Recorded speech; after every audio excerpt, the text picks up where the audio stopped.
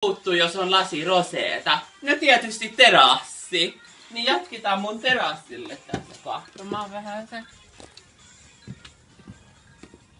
Täällä on, näette, paras asuste, joka on pieni kissa tuossa muuten. Tosi chic.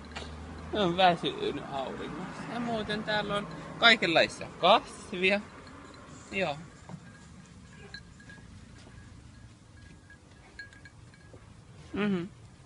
Terassalla I like. Ja jatketaanko vaikka sitten olohuoneeseen? Täälläkin on aika sotkuista.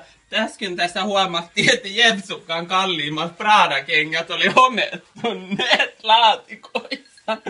Mutta mitäpä siinä on, ei videon kautta tunne tuoksua ja onhan ne silti Prada, niin sanotaan vain lattian kautta. Mitäpä siinä on. Sitten mulla on tämä boudoir-tunnelma täällä, mulla on niinku punaista silkkiä, punaisia mattoja, Svensken tyynyjä tietysti I like.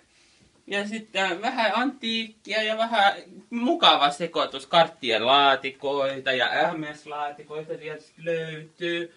Pitäähän niitä oranssia laatikoita olla jossakin vaiheessa vähän sen niin noin nonchalantisti heitetty, niin sitä olisi äsken käynyt head-shoppailemassa vähän sen niin semmoista oranssia namia.